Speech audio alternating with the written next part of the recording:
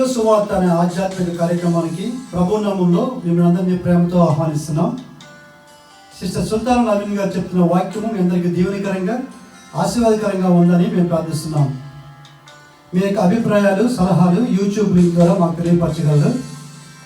మీలో ఎవరికైనా ప్రార్థన అవసరం ఉన్నట్లయితే స్క్రీన్పై కనిపిస్తున్న మొబైల్ నెంబర్కి మీరు ఫోన్ చేసినట్లయితే మీ కొరకు మేము ప్రార్థన చేస్తాం. ప్రభు మిమ్మల్ని దీవించుగాక.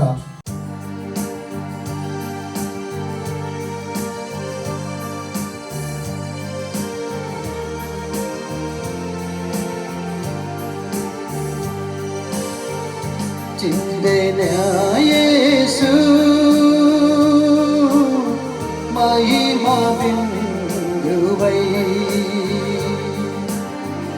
చిందెన దేవా రక్త బిందువై చిందెన యేసు మహిమ బిందువై చిందెనా దేవా రక్త బిందువై కల్వరిలో చిందినాని దైవరూపమే కల్వరిలో చిందినా దైవరూపమే అదియే రుధిరధారలే చిందెనా యేసు మహిమ బిందువై చిందెనా దేవా రక్త బిందువై ఇలను తాకిన నీ ప్రేమ కల్వరిలో చిందిన నీ కరుణ ఇలను తాకిన నీ ప్రేమ కల్వరిలో చిందిన నీ కరుణ కృపయై విరిసెనా చాలిన నీ కృపయేగా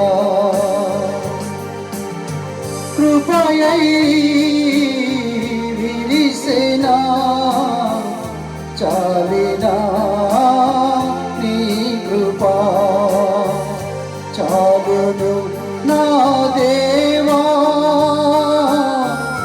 చాలిన నీ కృపా చాలును నా దేవా చాలిన నీ కృపా చిందెనా యేసు మహిమ బిందువై చిందెనా దేవా రక్త బిందువై కల్వరిలో చిందిన నీ దైవరూపమే కల్వరిలో చిందిన నీ దైవరూపమే అదియే రుధిరధారలే చిందెనా యేసు మహిమ బిందువై నీతిధారలై నిండిన నీ కృపా మహిమలై విరజిమ్మెనా నీతిధారలై నిండిన నీ కృపా మహిమలై విరజిమ్మెనా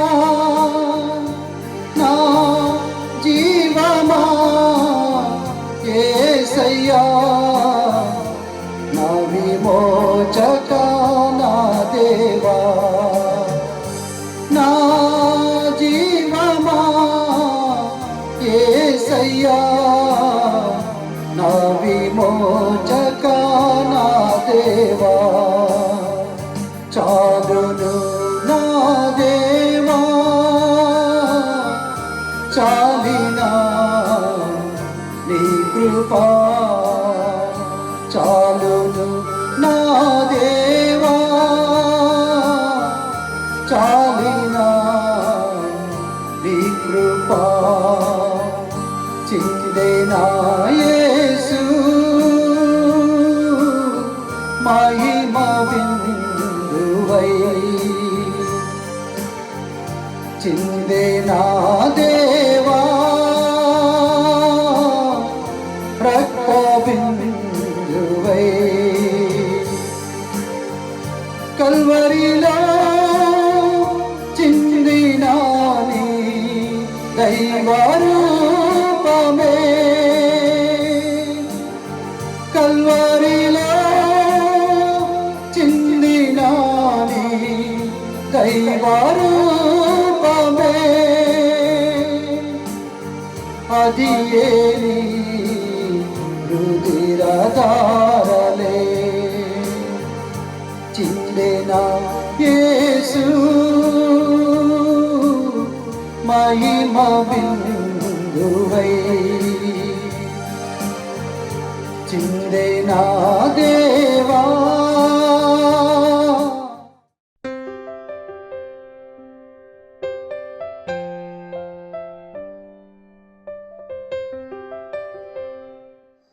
అంతకుముందు ధ్యానించిన వాక్య భాగంలో అదే వాక్య భాగాన్ని ధ్యానిద్దాం. స్త్రీల్లో అధిక సుందరవగుదాన అన్నాడు ప్రభు. దాంట్లో స్త్రీల్లో అధిక సుందరవగుదాన ఆ విషయాన్ని మనం ధ్యానిస్తున్నాము.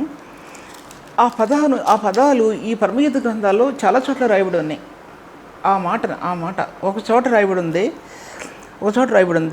2వ అధ్యాయం 13వ వచనంలో నా ప్రియురాల సుందరవతి అని అన్నాడు. దాంట్లో 4వ అధ్యాయంలో రాయబడి ఉంది. 4వ అధ్యాయంలో రాయబడి ఉందంటే నీవు అధిక సుందరివి అన్నాడు దాంట్లో 1వ వచనంలో. ఇలాగా ఈ పదాలు ఈ గ్రంథంలో ఈ చిన్న పుస్తకంలో చాలా చోట్ల రాయబడి అధిక సుందరివి అంటే దీని గురించి ఎన్నోసార్లు నేను వివరించాను కాబట్టి నేను మళ్ళీ దాంట్లోకి వెళ్ళలేని సమయాన్ని నేను మళ్ళీ పాడు చేయలేను. కాబట్టి పాడు చేయడం అంటే చెప్పింది చెప్పడం ఇష్టం లేదు కాబట్టి నేను ముందుకెళ్తున్నాను. అదే పదాన్ని స్త్రీలో అధిక సుందరవగుదాన అనే పదంతో విషయాన్ని మాట్లాడుతున్నాను.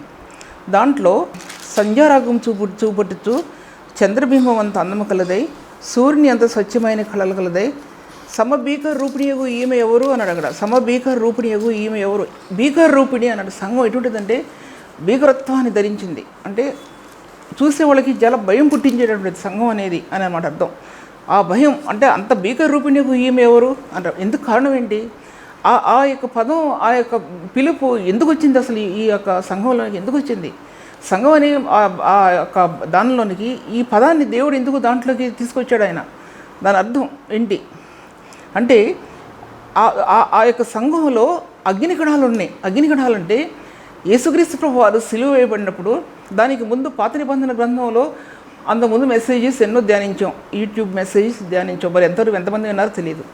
దాంట్లో ఒక మాట ఏంటంటే బలులు 5 రకాలైనటువంటి బలులు ఈ నూతన నిబంధన సిలువకి ఎలా సపోర్ట్ ఇచ్చాయంటే ధ్వజస్తంభాలుగా నిలబడ్డాయి. అంటే ఒక స్తంభాన్ని చూస్తే ఒకటి, ఒక స్తంభాన్ని చూస్తే ఒకటి, ఒక స్తంభాన్ని చూస్తే ఒకటి. అంటే ఒక్కొక్క ఏంటి 4 బలియాగాలు, 4 యాగాలు, 4 అర్పణలు ఎలా ఉన్నాయంటే కొత్త నిబంధనలో క్రీస్తుని ఎత్తి చూపిస్తుంది. అసలు వాక్యం అంటే ఏంటి చెప్పాలంటే? వాక్యం అంటే ఏంటంటే ఈ బైబిల్ గ్రంథాల్లో ఉన్నటువంటి అధ్యాయాల్లో, ఈ పుస్తకాల్లో క్రీస్తుని ఎత్తి చూపించింది వాక్యం. అది వాక్యం అంటే ఏంటి? వాక్యం ప్రకటించడం అంటే ఏంటంటే వాక్యం ప్రకటించడం అది. ఏం ప్రకటించడం? క్రీస్తుని ఎత్తి చూపించాలి ఒక వ్యక్తి. ఏమై ఉన్నాడు ఆయన అని సత్యం. ఈ అధ్యాయంలో ఏం చెప్తుంది? క్రీస్తుని గురించి ఏం చెప్తుంది? ఈ దీంట్లో సిలువ అనేది గ్రంథం మధ్యలో కొత్త నిబంధన పాత నిబంధన గ్రంథంలో మధ్య సిలువ ఏ రూపాన్ని, సిలువ యొక్క కార్యాన్ని ఏ విధంగా నిలబెట్టింది, ఈ పుటాలలో ఏ విధంగా ఈ సిలువ యొక్క కార్యం నిలబడింది అని సత్యం బోధించాలి. బోధ అంటే అది బోధ. ఈ బోధ మరుగయించబడింది ఈ దినాల్లో. చెప్పాలని మనకు అనుగురించి ఏమని చెప్పుకోవచ్చు. సాక్షి 2 మాటలో కట్టుకథలు, పురాణాలు, చందమామలో బాలమిత్రలో ఇలా చెప్తున్నాను, ఏమనుకోవద్దు. నక్కల కథలో, కోతుల కథలో ఇటువంటి పరిశుద్ధమైన దేవుని సన్నిధిలో ఆ మాటలు ఉచ్చరించడానికి, మాట్లాడటానికి తగదు, అసలు అది తగదు. ఈ బైబిల్ గ్రంథం అంతా కూడా పరిశుద్ధతతో, నీతితో, పవిత్రతో అనే 7 కట్లతో కట్టబడి ఉంది. ఆయనకు గుణగణాలతో కట్టబడింది, ఆయన దైవత్వంతో కట్టబడింది, ఆయనకు మానవత్వంతో కట్టబడింది, ఆయన పరిశుద్ధతతో కట్టబడింది, ఆయన నీతితో కట్టబడింది. ఎన్నో కట్లు ఈ గ్రంథానికి చుట్టబడ్డాయి. ఈ గ్రంథానికి చుట్టబడినప్పుడు క్రీస్తు యొక్క శిలువ యొక్క స్వరూపం ఏంటంటే ఈ గ్రంథం మొత్తం ఆదికాండం నుంచి ప్రకటన గ్రంథం వరకు వ్యాపించింది. దీన్ని విప్పి చూపించగలిగే వ్యక్తి ఎవరంటే పరిశుద్ధుని అనబడిన వ్యక్తి. దీన్ని విప్పి చూపించాలి. అది వాక్యం ప్రకటించడం అంటే. క్రీస్తు ఏమై ఉన్నాడని చెప్పాలి, నీ గుండెల్లో ఏమై ఉన్నాడని చెప్పాలి. దానికి ఆ యొక్క బంధం కట్టబడి ఉంది. శిలువమైన క్రీస్తుకి, నీ హృదయాంతరంగానికి ఆత్మ యొక్క బంధం చుట్టుకుని ఉంది. అది ఆత్మబంధం. ఆ బంధం అది ఫిలిప్పీ రాసిన పత్రిక 2వ అధ్యాయం రాయబడినట్టు ఆ విషయం మాట్లాడట్లా, ఈ ఆత్మబంధం గురించి మాట్లాడట్లా. ఈ ఆత్మ యొక్క బంధం క్రీస్తు ప్రేమకి చుట్టుకుని ఉంది అనమాట అర్థం. అది పాత నిబంధన గ్రంథంలో 5 రకాలైన బలులు ఎలాగ దాచబడి ఉన్నాయంటే, ఒకటి పెయ్యి అన్నాడు దేవుడు. పెయ్యి అంటే ఆయన దాసుని స్వరూపంగా వచ్చాడు ప్రభు ఈ లోకానికి, రాబోతున్నాడు అనే సత్యం చూపించబడింది. తర్వాత మేకను అన్నాడు, నిష్కలంకమైన మేక, నిష్కలంకమైన గొర్రె, నిష్కలంకమైన పెయ్యి అని అన్నాడు. దాంట్లో మేక అంటే అర్థం ఏంటంటే పాప పరిహారార్థం. ఈ పాపం అనేది మానవ జీవితానికి ఎంత అడ్డు నిలబడుతుందంటే, పరిశుద్ధినికి ఎంత అడ్డు నిలబడుతుందంటే, పరిశుద్ధ కణాల్లో ప్రవేశించడానికి ఈ పాపం ఎంత అడ్డు నిలబడుతుందంటే, పరిశుద్ధమైన దర్శనంలోనికి పాపం ప్రవేశించడానికి అది ఎంత అడ్డు నిలబడుతుందంటే, ఉన్నతమైన దర్శనం క్రీస్తు హత్తుకుని జీవించడానికి ఈ పాపం ఎంత అడ్డు నిలబడుతుందంటే, ఈ అడ్డు నిలబడినప్పుడు పరిశుద్ధ నిబంధన రక్తం ఈ పాపాన్ని కాల్చివేయడానికి పరిశుద్ధుడు శిలువలో ఆయన హోమం చేయబడ్డాడు అనమాట అర్థం. ఆయన హోమం చేయబడ్డాడు, ఆయన కాల్చబడ్డాడు, ఆయన ప్రభు అనమాట అర్థం. ఇది ధ్యానించి చెప్తున్నాను ఈ విషయాన్ని, ఉట్టి మాటలతో చెప్పడం లేదు. పరిశుద్ధ జీవితంలో పాప కణాలు దొల్లించడానికి సాతానుడు ఎన్ని ప్రయత్నిస్తాడంటే అంత ప్రయత్నిస్తాడు పరిశుద్ధుల జీవితాల్లో. అది పరిశుద్ధుల అంగలార్పు, అటువంటి అంగలార్పు ఉంటుంది, అటువంటి వేదన ఉంటుంది. ఏ తప్పిదం చేయవసల్లా, ఏది పొరపాటు చేయవసల్లా. ఒక తలంపు ఒక హృదయంలోకి వచ్చిందంటే ఈ పరిశుద్ధ జీవితంలో, విలువైనటువంటి పరిశుద్ధ జీవితంలో ఈ పాప కణం అంధకారాన్ని కలుగు చేస్తుంది అనమాట. అంత భయంకరత్వం ఈ పాప జీవితం అనేది, అది అర్థం. అందుకోసం దీంట్లో ఆయన పాప పరిహారార్థ బలిగా అన్నాడు. ఆయన పాప పరిహారార్థ బలిగా, అపరాధ పరిహారార్థ బలిగా, మరి ఎన్నో రకాల బలులు ఉన్నాయి దాంట్లో, అన్ని వరుసగా చెప్పలేను కాబట్టి ఈ మేకని వధించాల్సిందే. ఎందుకంటే క్రీస్తుని ఎత్తి చూపిస్తూ ఉంది. ఆయన పాప పరిహారార్థ బలిగా ఆయన తృణీకరించబడినటువంటి ప్రభు. యెషయా 53వ అధ్యాయంలో ఆయన తృణీకరించబడిన వాడు. ఆయన వ్యసనాకాంతుడిగాను, వ్యాధిని అనుభవించిన వాడిగాను, మనిషిని చూడనల్ని వానిగాను ఉండిన ఆయన రాయబడి ఉంది 53వ అధ్యాయంలో. అలాగే గొర్రె, నిష్కలంకమైనటువంటి గొర్రె అంటే పవిత్రమైన గొర్రె పిల్ల. ఆ పిల్లని తీసుకొచ్చి, అంటే ఆయన పరిశుద్ధుడైన ప్రభు, ఆయన పాపం లేనివాడు, ఆయన పరిశుద్ధుడు, నీతిమంతుడు అని సత్యం ఈ గొర్రె పిల్ల చూపిస్తూ ఉంది. పౌరపు పిల్లలు, పౌరం అనేది దైవత్వానికి సంబంధించింది. ఎందుకు దైవత్వానికి సంబంధించింది అంటే ఆయన దైవిక స్వరూపి అనే సత్యం ఇది చూపించబడుతుంది. ఈ పౌరపు పిల్లల గురించి పరమగీత అధ్యాయంలో నీ కళ్ళు గువ్వకళ్ళు, నీ కళ్ళు గువ్వకళ్ళు అంటే నీ కళ్ళులా ఉన్నాయి, అంటే తాచిన రత్నాల్లాగా ఉన్నాయి నీ కళ్ళు గువ్వలా కనబడతా ఉన్నాయి నీ కళ్ళు, నీ ముసుకున్న నీ కళ్ళు అంటే అర్థం ఏంటంటే ఆ గువ్వ అనేది ఏంటంటే అంత పవిత్రమైనటువంటిది. ఆ చిన్న పక్షి అది ఆ బలి అర్పణలో ఆ యొక్క గువ్వను కూడా వినియోగించారు, పెట్టారు కూడా దాంట్లో. ఇవన్నీ కూడా సిలువని ఎత్తి చూపిస్తున్నాయి, క్రీస్తుని ఎత్తి చూపిస్తున్నాయి ఈ బలి అర్పణలు కూడా. అలాగే ఈ యొక్క బలి పశువుగా యేసుక్రీస్తు ప్రభు వారు ఆయన సమభీకర రూపిణియకు ఈమె ఎవరు అంటే ఏంటంటే అగ్నిలో నుంచి తీయబడినటువంటిది సంఘం. క్రీస్తులో నుంచి తీయబడినటువంటిది సంఘం.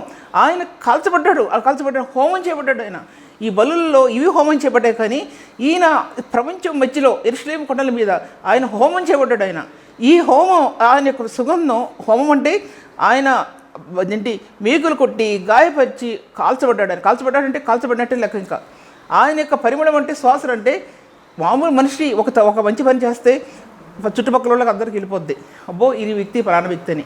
మరి దైవకుమారుడు, దైవస్వరూపి పరలోకము దిగి వచ్చినటువంటి పరిశుద్ధుడు ఆయన సర్వలోకం కోసం ఆయన పాప పరిహారార్థ బలిగా, అపరాధ పరిహారార్థ బలిగా, ఆయన దహన బలిగా ప్రభు ఆ శిలువ మీద ఆయన హోమం చేయబడుతున్నప్పుడు సంఘం ఎక్కడ పుట్టిందంటే ఆ హోమంలో నుంచి పుట్టింది సంఘం, అక్కడి నుంచి పుట్టింది సంఘం. భరించలేకపోయారు చుట్టూ ఉన్న శిష్యులు, చుట్టూ ఉన్నటువంటి స్త్రీలు భరించలేకపోయారు. ప్రేమ ఎక్కడ పుట్టిందంటే ఆ హోమంలో పుట్టింది, ఆ బలియాగంలో పుట్టింది. క్రీస్తు ప్రేమ ఎక్కడ పుట్టిందంటే అక్కడ పుట్టింది, సంఘం ఎక్కడ పుట్టిందంటే అక్కడ పుట్టింది. ప్రేమకి లింక్ ఏంటంటే అది లింక్ అది నీ హృదయంలో లేకపోతే ఈ లింక్ ఏంటి, అసలు ఏంటి లింక్, ఏమింటున్నారా, ఏమి అనుసరించి నడుస్తుంటున్నారు? అది నేను వేసే క్వశ్చన్ కాదు. అది ఏమనుసరించి నడుస్తున్నారు? సంఘ జీవితాల్లో ప్రబలం అవ్వాల్సి ఉన్నటువంటి క్రీస్తు మహత్తరమైన శక్తి ఎక్కడుంది ఈ దినాల్లో? కొన్ని చోట్ల ఉంది, అది నేను చెప్పడం అవసరం లేదు, అది నేనేమంటలేదు. కానీ ఎక్కడ అసలు అది ఎక్కడ దహన బలిగా వధించబడినటువంటి బలి పశువుగా ప్రభు ఆ శిలువ మీద యాగం చేస్తున్నప్పుడు ఆ ప్రేమ ఎక్కడ పుట్టిందంటే ఆ గుండెని ఎవరు హత్తుకున్నారో వాళ్ళలో పుట్టింది ఆ ప్రేమ. అది కల్వరి మార్గం అంటే అది కల్వరి మార్గం. కల్వరి మార్గం అంటే రక్షణ మార్గం అంటే అది రక్షణ మార్గం. రక్షణ మార్గం అది రక్షణ మార్గం. నీవు రక్షించబడ్డావంటే ఆ మార్గం అది. ఆ హత్తుకున్నావా శిలువని, అది మార్గం. అంటే నువ్వు అంత ప్రేమించావా? ఆ పరిశుద్ధునికి ప్రేమ రక్తంలో నుంచి నీ ఆత్మ పుట్టిందా? నీ అంతరంగం పుట్టిందా? నీ అంతరంగం మీద ఆ మరకలు ఉన్నాయా? ప్రభు యొక్క రక్తం మరకలు ఉన్నాయా? ఉంటే ఆ జీవిత విధానం వేరు. అటువంటి స్థాయి ఒక హృదయంలో లేకపోతే కనుక ఈ వాక్యం ఏమి కూడా వారికి అర్థం అవ్వదు అనే విషయం కానీ మరలా చెప్తుంటున్నాను. తర్వాత అటువంటి అగ్నిహోత్రంలో ఉన్నటువంటి ప్రేమ ఏం చేస్తుందంటే పరిశుద్ధుని ప్రేమ పరిశుద్ధతను కోరుకుంటుంది. అర్థం చేసుకోండి ఆ విషయాన్ని, నేను చెప్పడం కాదు. అటు పరిశుద్ధుడైనటువంటి ప్రభు ప్రేమ కలిగిన ఆయన హోమంగా చేయబడినప్పుడు ఆయన ఏం కోరుకుంటాడంటే ఆ పరిశుద్ధమైన ప్రేమ అని చెప్పబడింది. ఆ ప్రేమ ఏంటంటే పరిశుద్ధతనే కోరుకుంటుంది. దేవుని వాక్య గ్రంథాలు ఎన్నోసార్లు చెప్పాను, ఎన్నో వాక్య భాగాలు చెప్పినన్ని నాకు వాళ్ళు చెప్పలేను కాబట్టి ఆ శిలువ యాగంలో అవి 3 దాచబడి ఉన్నాయి. నీతిమంతులుగా తీర్చబడటం, పరిశుద్ధపరచబడటం, మహిమపరచబడటం. ఈ స్థానాలు శిలువ అనేది హృదయంలోకి వస్తే ఈ 3 ఖచ్చితంగా ఉండి తీరుతాయి. ఈ మూడు ఏంటంటే ఎక్కడున్నాయంటే శిలువలో కేంద్రీకృతమయ్యాయి అంటే శిలువలో దాచబడి ఉన్నాయి. ఒక వ్యక్తి ఈ లోకంలో జీవిస్తున్న వ్యక్తి ప్రభు నిరితే ఈ 3 అర్థమవుతాయి ఆత్మకి. ఈ 3 అర్థమైతే ప్రభు ప్రేమ ఏంటో అర్థం అవుద్ది. అగమ్య గోచరం కాని ప్రేమ, ఒక మానవుడు తలంచలేనటువంటి ప్రేమ, అది శిలువలో ప్రభు పెట్టాడు కనుక నీ గుండె పగలాలి. ఏం పగలాలి? రాళ్ళు పగలాలి.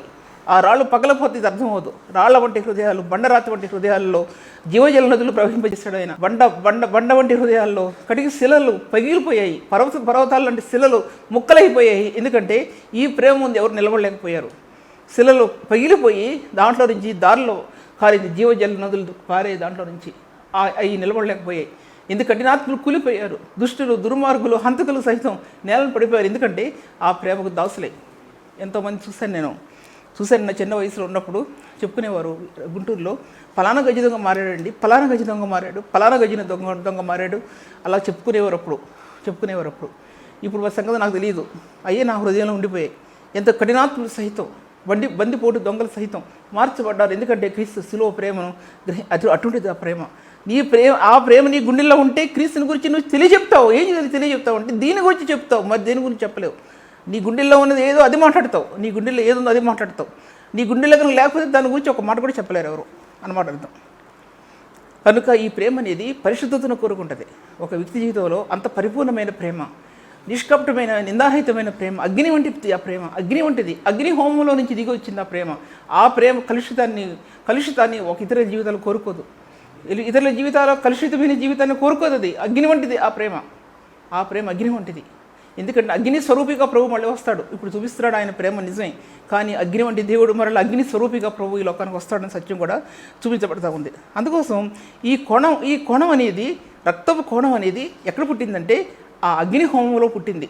అగ్ని హోమంలో అంటే ఆయన శిలువ యాగంలో ఆయన శరీరం అర్పిస్తున్నటువంటి సమయంలో, బలియాగం గావిస్తున్నటువంటి సమయంలో, రక్తం ఏరులే ప్రవహిస్తున్నటువంటి సమయంలో, ఆయన చేతుల్లో గాయాలు చేసి ఆ మేకులు కొడుతున్నటువంటి సమయంలో ఈ కల్వరి శిలువలో ఈ రక్తపు కోణం అంటే అది ప్రకాశించే రక్తపు కోణం. ఆ కోణం ఎక్కడ పుట్టిందంటే అక్కడ పుట్టింది. ఎప్పుడైతే ఈ రక్తపు కోణం హృదయంలో దూసుకుపోయిందో అక్కడ మహిమాయుక్తమైన కోణం పుట్టింది. అంటే అర్థం ఏంటంటే యేసు యొక్క పరిశుద్ధమైన శిలువ మార్గం మహిమాయుక్తమైన మార్గం. శిలువ మార్గం మానవ శరీరం యొక్క క్రీస్తుని చూపిస్తుంటే ఈ యొక్క మహిమాయుక్తమైన మార్గం పరసంబంధమైన పరిశుద్ధుని యొక్క మహిమకరమైన మార్గం చూపిస్తూ ఉంది. ఈ రెండు ఒకరి జీవితాలు ఖచ్చితంగా ఉంటాయి. ఒక జీవితంలో కనుక రక్తపు కోణం, క్రీస్తు రక్తపు కోణం ఉంటే ఈ మహిమాయుక్తమైన కోణం ఖచ్చితంగా ఉండి తీరుద్ది. ఇది లేకపోతే ఇది మాత్రం ఉండదు. అది తెలియదు అసలు. ఇది తెలియదు ఇప్పుడు ఈ దినాల్లో ఇప్పుడు తెలియదు. నేను చెప్తున్నాను, ఏమనుకోవద్దు, తెలియదు. పరిశుద్ధమైన శిలువ మార్గాల్లో దాచబడి ఉన్న సత్యం ఒక పరిశుద్ధుడు గ్రహించుకోగలిగితే ఆ బోధ వేరుంటుంది. ఆ బోధ చాలా వేరుగా ఉంటుంది. ఆ విషయం జ్ఞాపకం చేసుకోవాలి. మన ఈ మానవ జీవితం చూస్తే కనుక ఎక్కడ చూసినా దుర్గంధమే, ఎక్కడ చూసినా అపవిత్రత, ఎక్కడ చూసినా సరే మాలిన్యమే, ఎక్కడ చూసినా మురికి. అటువంటి దాంట్లో ఈ యొక్క ప్రభు యొక్క హోమం, ఆ మార్గం ఏంటంటే అసలు ఎలా ప్రకాశించిందంటే ఆ పరిమళం ఆ దినాలలో హోమం చేస్తున్నప్పుడు, బలులు అర్పిస్తున్నప్పుడు ఆ సుగంధం అంటే ఆ కాల్చిన వాసన, ఆ సువాసన అనండి లేకపోతే ఏమనానండి, అది చుట్టుపక్కల దేశాల్లోకి, చుట్టుపక్కల ఉన్నటువంటి రాజ్యాల్లోకి ఆ క్రీస్తుని గురించి వీళ్ళు ఏం చేస్తున్నారు అనేది అలా వ్యాపించింది. అలా వ్యాపించినప్పుడు పరిపూర్ణుడైనటువంటి దేవుడు దైవస్వరూపిగా, పరిపూర్ణ మానవునిగా ఆయన శిలువలో కల్వరి శిలువ మీద అక్కడ భూమి ఆకాశాలకు మధ్యలో యెరూషలేము పైభాగంలో ప్రపంచానికి మధ్యలో చెప్పాలంటే ఆయన తన ప్రాణం పెడుతున్నప్పుడు అసలు ఆ కలుషితమైన ప్రదేశాలు, మురి కూపాలు, ఆ కొండ ఎటువంటి భయంకరమైన కొండ, అటువంటి కొండ, పాపం నింపడిన కొండ, హంతకులకు స్థానమైనటువంటి ఆ కొండ, హంతకుల్ని చంపవలసినటువంటి ఆ కొండ ప్రదేశాలు, ఎక్కడ చూసినా పురిలు, ఎక్కడ చూసినా చనిపోయిన మనుషులు, అటువంటి ప్రదేశాన్ని దేవుడు ఆయన ఆ పరిశుద్ధ రక్తం చేత పునీతం చేశాడంటే పవిత్రం చేశాడు. ఆయన ఆ ప్రదేశాలన్నీ కూడా పండగ చేసుకునే అనమాట అర్థం. కలుషితమైన ఈ లోకం క్రీస్తు యొక్క ఆ పరిశుద్ధ రక్తం చేత సంధి చేశాడంటే మానవ జీవితానికి పాపంతో సంధి చేయబడింది. సంధి చేసి ఆయన ఆ వ్యక్తిని విడిచిపెట్టలేదు. సంధి చేసి తన జీవం కలిగిన రక్తాన్ని, పరిశుద్ధమైన రక్తాన్ని ఆ మానవుని చేసిన సంధిలో ఇది ప్రోక్షించాడు దేవుడు. అది గ్రహించుకోగలిగావా? అది గ్రహించుకోకపోతే ఏ సేవ చేసినా ఉట్టిదే, ఏం చేసినా ఉట్టిదే చెప్తున్నా. నేను గ్రహించుకుంది ప్రభు నాతో మాట్లాడిన విషయం మీతో చెప్తున్నా. ఈ అంతరంగంలో ఇది లేకపోతే కనుక, ఒక జీవితంలో ఇటువంటి స్థాయి లేకపోతే కనుక ఆ జీవితంలో క్రీస్తు యొక్క మహిమ ప్రకాశించదని మరల చెప్తున్నాను. ఇది నేను గ్రహించుకున్న సమయం, నేను నా 18 సంవత్సరాల వయసులో నేను గ్రహించుకున్నాను. నా డిగ్రీ పాస్ అయినటువంటి సమయంలో నేను గ్రహించుకున్నాను. అది గ్రహించుకున్నాను. ఆ యవ్వన కాలంలో చెప్తున్నాను. నేను యవ్వన కాలంలో మచ్చ లేకుండా బతికినటువంటి నా జీవితంలో ఎక్కడ చూడటానికి కూడా మచ్చ కనబడదు. అటువంటి బ్రతుకులో ఆ యొక్క వాక్యం నేను కలిగినప్పుడు గుండె రగిలిపోయింది. నాకు ఆ లేత గుండె ముక్కలైపోయింది. ఒక్కసారి కాదు, 2 సార్లు కాదు. ఆ పరిశుద్ధుని ప్రేమను తలంచుకుని నా హృదయం ఏ విధంగా అంగార్చిందంటే అది మీకు తెలియదు. అది ఎవరికి ఇది కూడా తెలియదు. మా తల్లికి కానీ, నా తండ్రికి కానీ, మా అక్కచెల్లి ఎవరికి కూడా తెలియదు. అలాగా నా అంతరంగంలో, నా రహస్య జీవితంలో క్రీస్తు యొక్క ప్రేమ ముద్రితమవుతూ వచ్చింది. చెప్తున్నాను నేను, ముద్రితమవుతూ వచ్చింది. ఒక్కసారి కాదు, 2 సార్లు కాదు. ఆయన అడుగుల్లో అడుగు వేసుకుంటూ లేకపోతే ఇప్పుడు ఈ స్థితిలో వాక్యాన్ని చెప్పగలిగేదాన్ని. ఇప్పుడు నేను ధ్యానించుకున్న వాక్యం కానీ ఇప్పుడు వాక్యం కాదు ఇది. నా యవన కాలంలో ప్రభు నాతో మాట్లాడిన వాక్యం, అది నా హృదయంలో ఎటువంటి ప్రత్యక్షతలు, ప్రత్యక్షత మీద ప్రత్యక్షత, జీవం మీద జీవం ఆత్మకి అల్లాడింది. ఆ జీవం మాధుర్యం ప్రభు నా ఆత్మకు అందించాడు. కాబట్టి ఇది నేను దేవుని సన్నిధిలో మీ మధ్యలో నేను చెప్తున్నాను తప్ప మరొక విధంగా నేను మీతో నేను మాట్లాడట్లేదు. ఈ విషయాన్ని జ్ఞాపకం చేసుకోవాల్సింది. అటువంటిది ప్రభు ఆయన ఈ కార్యం జరిగించాడు దేవుడు. ఆయన అందుకోసం అంటున్నాడు, ఆయన స్త్రీలలో అధిక సుందరవగుదానా అన్నాడు. అంటున్నాడు దాంట్లో. అంటే పరిశుద్ధుల్లో అతి పరిశుద్ధపరచబడిన వారు స్త్రీలలో, అంటే అది సంఘానికి సంబంధించింది. చెప్పాలంటే అది సంఘానికి సంబంధించిందైనా అక్కడ భావం ఏంటంటే, పరమగీత గ్రంథాల్లో భావం ఏంటంటే సొలొమోను రాజుకు సంబంధించింది. అది భావం, అది అర్థం అక్కడ. కానీ అంతరంగంలో భావం ఏంటంటే సంఘానికి క్రీస్తుకు సంబంధించింది అని భావం అక్కడ అర్థం. లేకపోతే ఆ మాటల్లో ఈ గ్రంథంలో చేర్చబడేవి కావు. పరమగీత గ్రంథాలని చేర్చబడేవి కావు. ఇంకో విధంగా అయితే కానీ చేర్చబడేవి కావు. అంత ప్రేమని ప్రభు దేవుడు ఎలా చూపించాడంటే, ఎందుకు చూపించాడు అనే విషయం కూడా నేను మాట్లాడాలి. ఎందుకు చూపించాడు ఆయన సొలొమోను మీద? ఎందుకు చూపించాడు? నడిచాడు. ఎంత ఘనతనిచ్చాడు దేవుడు, ఎంత ఉన్నతమైన స్థాయిని ఇచ్చాడు. నడిచాడు. ఆ ధనాన్ని చూసుకున్నాడు, ఆ గొప్పతనాన్ని చూసుకున్నాడు, ఆ శక్తిని చూసుకున్నాడు, రాజ్యాన్ని చూసుకున్నాడు, అధికారాన్ని చూసుకున్నాడు. మీరు తర్వాత ఎలా పడిపోయాడో మీకు తెలుసు, నేను చెప్పలేను కాబట్టి. ఎలా పడిపోయాడు తను? భయంకరంగా పడిపోయాడు తన జీవితం. కారణం అంత హోదాలో, ఆ ఉన్నతమైనటువంటి ఆ మహిమ యొక్క ప్రభావం అంటే సొలొమోను యొక్క ఆ యొక్క రాజ్యం చూస్తే అర్థమవుద్ది. అటువంటి రాజు రాబోయే యుగాల్లో కూడా కనపడ్డు. అంతకు ముందు లేడు, ఇక ముందుకు రాడు అన్నాడు దేవుడు. అటువంటి ప్రభావంలో ఎలా పడిందో, తండ్రి యొక్క ప్రార్థన ఎలా పడిందో, దేవుని యొక్క వాగ్దానం ఎలాగా తన మీద పడిందో, మెరుపులాగా ప్రకాశించిందో తన హృదయంలో దేవుని యొక్క ఆ యొక్క వాగ్దానం. తండ్రి యొక్క అంగలార్పు, తండ్రి ఎలా అంగలార్చుంటాడో, సొలొమోను గురించి ఎలా అంగలార్చుంటాడో అర్థం చేసుకోండి. దాని తర్వాత తిరిగి మనసు మార్చుకున్న తర్వాత రాసిన పరమగీత గ్రంథము ఇది అన్నమాట. రాశాడు దాంట్లో క్రీస్తుని చిత్రీకరించాడు. నీ హృదయంలో క్రీస్తు ఉంటే అది చిత్రీకరించబడాలి. పరిశుద్ధాత్మ దేవుడు నీ హృదయంలో క్రీస్తుని చిత్రీకరించడం అంటే ఆయన నగిషీపరిగా చిత్రీకరిస్తాడు ఆయన రూపురేఖల్ని. ఆయన క్రీస్తు ఇది, ఆయన క్రీస్తు ఇది, ఆయన క్రీస్తు ఇది, ఆయన మార్గం ఇది, ఆయన ప్రత్యక్షత ఇది, ఈ మార్గం ఇది, ఈ మార్గం ఇలా కనపరచబడుతుందని పరిశుద్ధాత్మ దేవుడు నీ హృదయంలో క్రీస్తుని చిత్రీకరిస్తే అప్పుడు ఎఫెసీ పత్రికలో రాయబడిన రీతిగా నానా విధమైన జ్ఞానం నీ ఆత్మకు అందుద్ది. అది సంఘానికి క్రీస్తుకి మధ్య ఉన్న ప్రేమలో ఈ నానా విధమైన జ్ఞానం, పరిశుద్ధాత్ముడు చిత్రీకరించినటువంటి ఆ జ్ఞానం ఈ యొక్క సంఘం లెవెల్స్లో, సంఘం యొక్క ఆ మార్గాల్లో, పరిశుద్ధమైన క్రీస్తు సంఘం యొక్క మార్గాల్లో పరిశుద్ధాత్ముడు చెక్కడానికి తన యొక్క జ్ఞానాన్ని, తెలివిని, తన యొక్క దైవత్వాన్ని, క్రీస్తు యొక్క దైవత్వాన్ని, క్రీస్తు యొక్క జ్ఞానాన్ని, క్రీస్తు యొక్క మార్గాన్ని చెక్కడానికి ప్రభు ఆ నగిషి పని నీ హృదయాంతరంగంలో చెక్కబడాలంటే క్రీస్తు రక్తం నీ హృదయంలో ఉండాలి. నీ హృదయంలో క్రీస్తు రక్తం లేకపోతే ఈ నగిషి పని ఉండదో, ఈ జ్ఞానం ఉండదో, ఈ తెలివితేటలు ఉండదో, ఈ జ్ఞానం ఉండదు, ఏముండదు. ఉట్టుట్టి మాటలు ఎవరిని మార్చలేవు. ఎంత గొంతు చించుకున్నా సరే ఎవరో ఒక్కడు ఇట్టించట అట్టించటి ఎవరు వేయలేరు. నీ ఆత్మలో ప్రభు నిరి రహస్యం, నీ గుండెల్లో ప్రభు నిరిగిన నీ ప్రేమ నీ గుండెల్లో ఉందా ఒకసారి ప్రశ్నించుకోవాలి. ప్రశ్నించుకుంటే నీ హృదయం కన్నీరు కరుస్తుంది, నీ హృదయం వేదన పడుద్ది. ఈ దినాలలో ఒక విధమైనటువంటి సమూహం బయలుదేరింది. ఏ సమూహం బయలుదేరిందంటే అది ఎక్కడ రాయబడిందంటే విలాప వాక్యాల్లో రాయబడింది, 2వ అధ్యాయంలో రాయబడింది. అసలు నేను వివరించి చెప్తే బాగోదు ఆ విషయాలన్నీ. ఒక సమూహం, క్రైస్తవ్యంలో ఒక సమూహం బయలుదేరింది. ఏ సమూహం బయలుదేరిందంటే క్రీస్తు పేరే ఉండదు, క్రీస్తు మార్గమే ఉండదు, క్రీస్తు రక్తమే ఉండదు, క్రీస్తు జీవమే ఉండదు, అదే ఉండదు. సమూహాలు బయలుదేరి వెళ్ళిపోతున్నాయి. అది అర్థం చేసుకోండి. అంతరాత్మలో ఏది నిజమైన మార్గమో, ఏది జీవం కలిగిన మార్గమో, ఏది పరిశుద్ధమైన మార్గమో, ఏది పవిత్రమైన మార్గమో, ఏది వెలుగో, ఏది చీకటో, అసలు అంతరం గ్రహించుకోవాలంటే నీ హృదయాంతరంగంలో క్రీస్తు ప్రభు యొక్క ఆయన రక్తం నీ హృదయంలో లేకపోతే కనుక ఏమీ అర్థం ఏది కూడా అర్థం కాదు. మళ్ళీ అన్నాడు దాంట్లో స్త్రీలు అధిక సుందరవుదానా అన్నాడు. మరి నేను రిఫరెన్స్ అన్నీ నోట్ చేసుకుని చెప్పాలంటే ఈ సమయం చాలదు కాబట్టి నేను చెప్పలేకపోతున్నాను. కాబట్టి మళ్ళీ ఆ విషయాన్ని మాట్లాడుతున్నాడు. స్త్రీల్లో అధిక సుందరవుదానా, నువ్వు ఎలా కనపడుతున్నావు దాంట్లో మాట ఉంది ఏంటంటే, ప్రేమకు ఇష్టముకు వరకు మీరు లేపగయు కలతపరచుకయు నుండుడని మిమ్మల్ని బతిమాలకొనుచున్నాను. ఆ మాట నాకు అసలు అర్థం కాలేదు, నాకు అర్థం అవ్వలేదు. ఎప్పుడు అర్థమైందంటే నాకు కొన్ని దినాలకు మధ్యలోనే నాకు ఈ వాక్యాన్ని అర్థం చేసుకోగలిగాను నేను.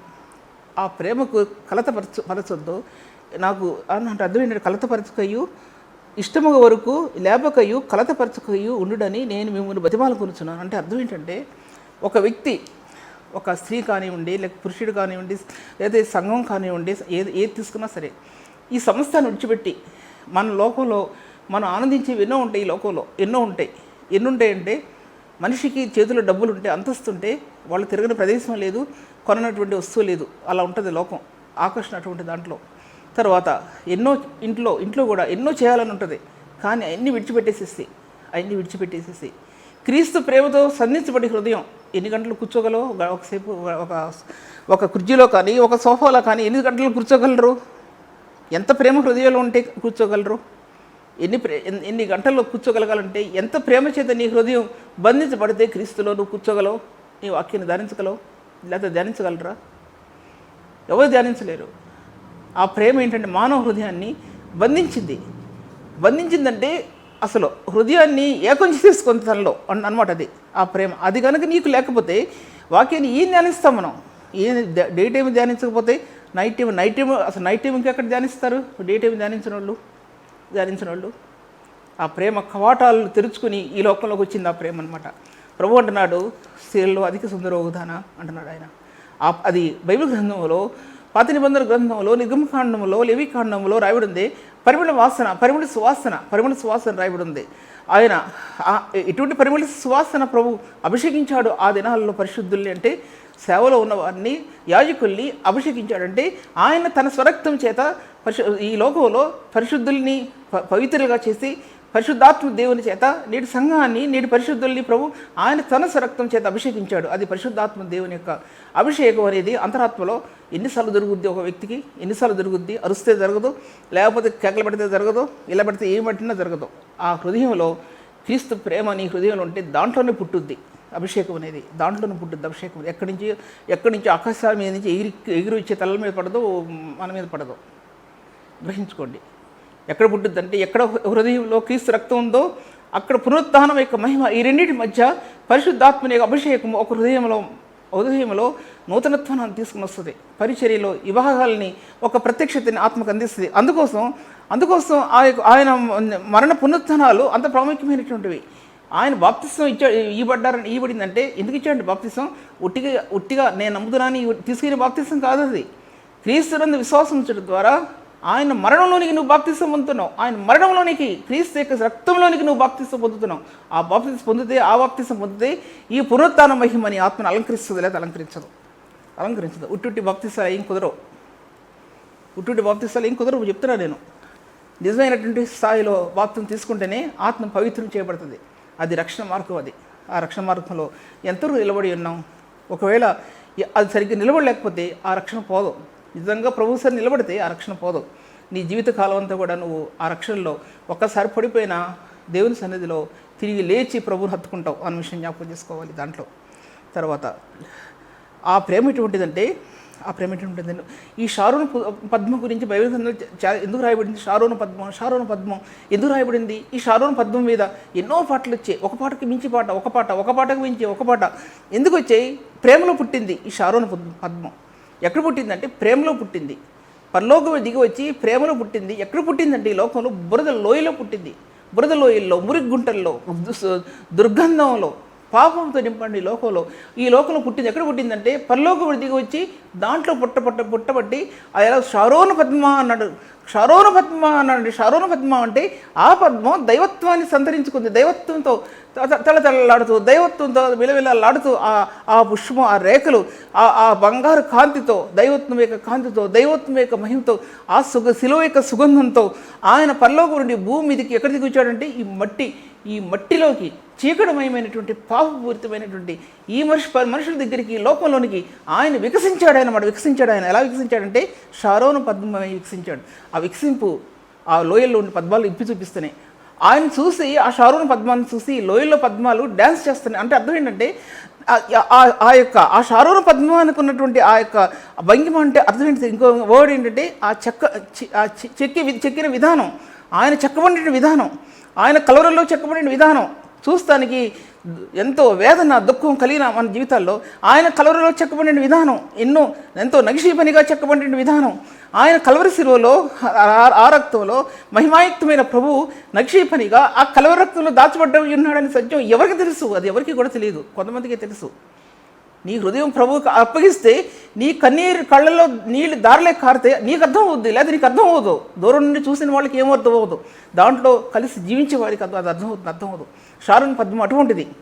షారోను పద్మం ఏంటంటే అటువంటి పద్మం అది ఎంతో నగిషీ పనిగా, లేకపోతే అంత అందమైనటువంటి పుష్పం ఏంటంటే దాంట్లో తామర పువ్వులు ఉన్నాయి, దాంట్లో కలువ పువ్వులు. ఎప్పుడైనా మీరు తామర పువ్వుని, కలువ పువ్వులను చూస్తే అర్థం అవుద్ది.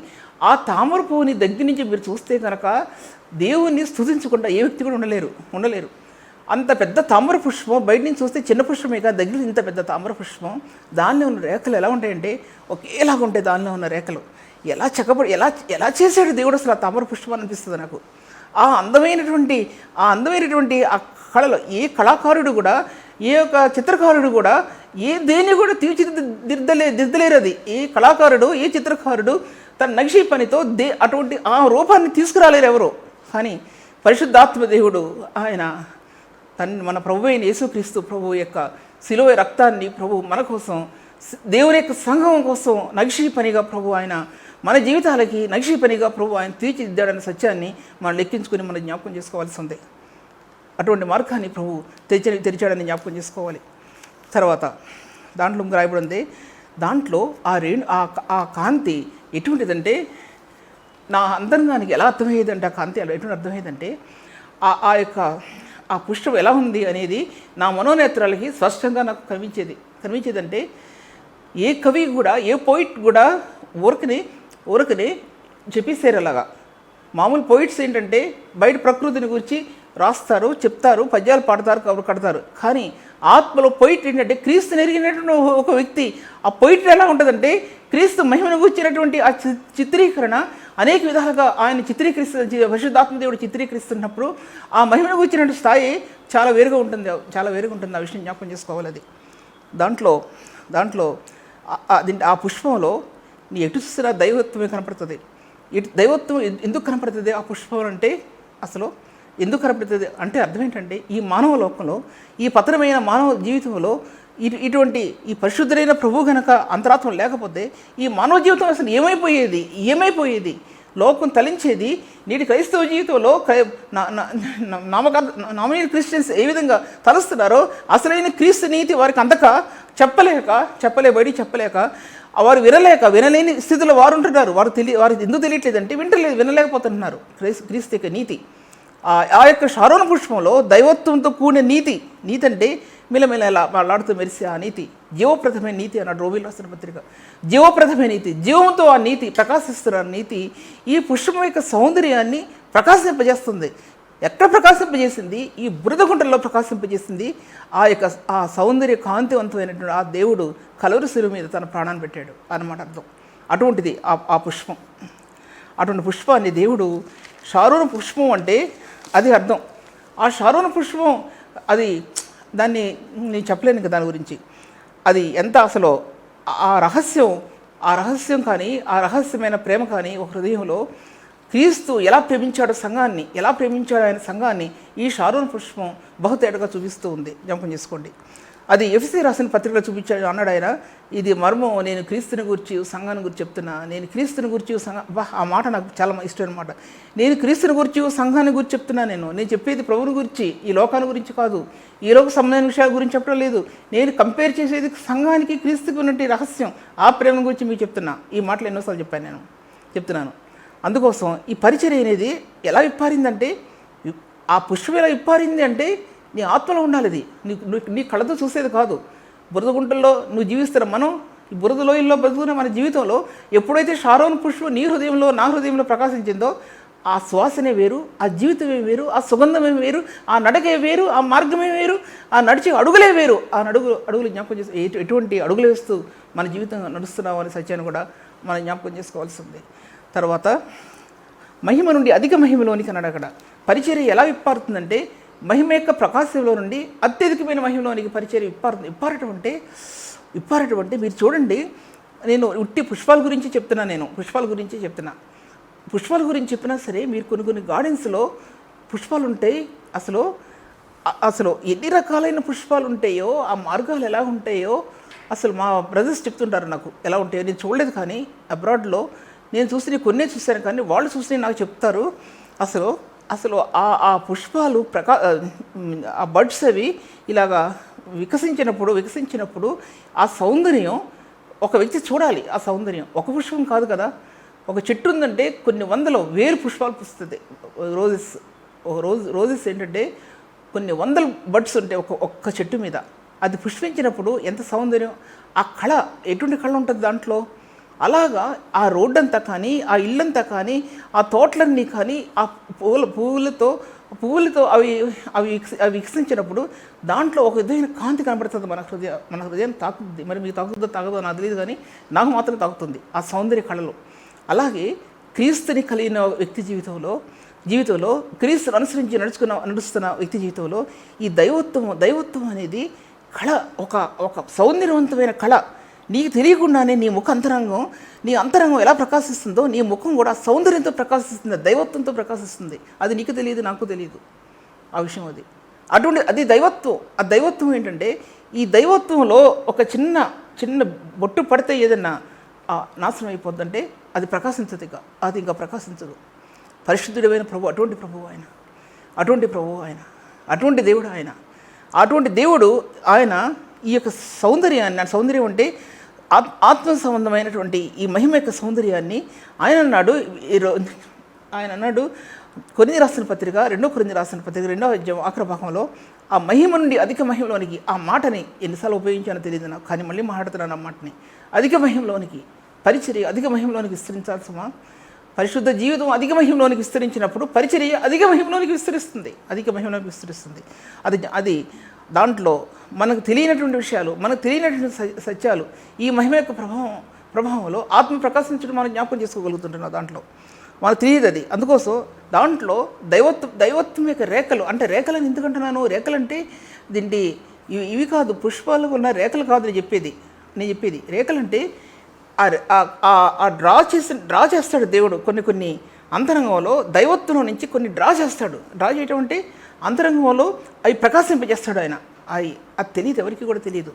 ఎప్పుడు ప్రకాశింపజేస్తాడంటే నీ హృదయ అంతరంగం దేవుని పట్ల ఒక పక్క ప్రేమతో, ఒక పక్క పరిశుద్ధతతో, ఈ లోకాన్ని జయించలేక, ఈ పరిశుద్ధమైన జీవితంలోనికి సాగలేక, ఈ దైవత్వంలోనికి ఆత్మ వెళ్ళలేక, ఈ పాప భూయిష్టమైన ఈ లోకంలో నుంచి, అంధకారమైన లోకంలో నుంచి ఆత్మ క్రీస్తుని కనుగొనలేక వేదన పడుతున్న నీ హృదయానికి దేవుడు ఏం చేస్తాడంటే ఆ దైవత్వం యొక్క రేఖలో ఆ పాపంలో అక్కులు చేసేసి అవి బూడిద చేసి నీ అంతరంగంలో ఆ దైవత్వం యొక్క రేఖలు ప్రకాశింపజేస్తాడు. అప్పుడు నీకు విజయం లభిస్తుంది.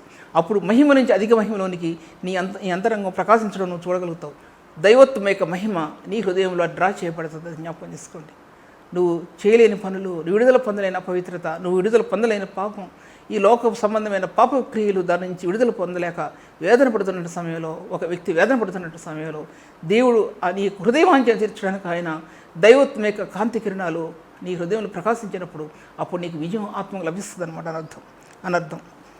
అందుకోసం ఆయన దేవుని స్వరూపం కలిగిన వాడై ఉండి దేవునితో సమానంగా కూడా విడిచిపెట్టకూడని భాగ్యం ఎంచుకోలేదు. కానీ దాసుని స్వరూపాన్ని ధరించుకొని ఆయన తాను రిక్తునిగా చేసుకున్నాడు. మరలా ఇంకో భాగంలో ధ్యానిద్దాం. ప్రభు ఈ వాక్యాన్ని దీవించును గాక. దేవానికి స్తోత్రాలు తండ్రి. ఉన్నతమైన మహామహుడైన దేవుడు ప్రభువా, నువ్వు ప్రభువా నీ వాక్యం యొక్క మర్మం అది విడదీయటానికి తండ్రి ఎవరికి సాధ్యమవుతుంది తండ్రి? పరిశుద్ధాత్మని యొక్క ఆ చిత్రీకరణ, క్రీస్తులో నీ రక్తం యొక్క చిత్రీకరణ అనేది ప్రభు మా హృదయాంతరంగంలో ప్రభు అది చిత్రీకరించబడాలంటే ప్రభా పాపం విషయంలో, అపవిత్రత విషయంలో ప్రభు నీ పాదాలలో ఎన్నిసార్లు చుట్టుకోవాలో ప్రభా, ఎన్నిసార్లు చుట్టుకోవాలో. నీతిమంతులమని అనుకుంటున్నాను మేము, పరిశుద్ధులమని అనుకుంటున్నటువంటి మేము ప్రభా ఈ విధమైనటువంటి పాప కణాలు ఆత్మలో ప్రకాశించకుండా అవి నాశనం చేయబట్టడానికి ప్రభా నీ మహిమ యొక్క ప్రభావాన్ని ఆత్మలో ఎన్నిసార్లు వెదజల్లావు ప్రభా నువ్వు తండ్రి. ఈ వాక్య భాగాలు అందించావు తండ్రి. అనేకులను ఆశీర్వదించు, అనేకుల్లో నీ నామం కనపరచబడటానికి మీరు సహాయం చేయమని ప్రభా ప్రార్థన అంగీకరించమని తండ్రి యేసు నామములో స్తుతించి వేడుకుంటున్నాను తండ్రి. ఆమేన్. ఇంతవరకు సిస్టర్ సుల్తాన్ నబీ గారి వాక్యాన్ని ఆత్మలో ఆనందించి దేవుని మేలు పొందాలని నమ్మి దేవుని స్తుతిస్తున్నాం. మీ యొక్క అభిప్రాయాలు కామెంట్స్ ద్వారా మాకు తెలియపరచండి. Please like, comment, share and subscribe. God bless you all.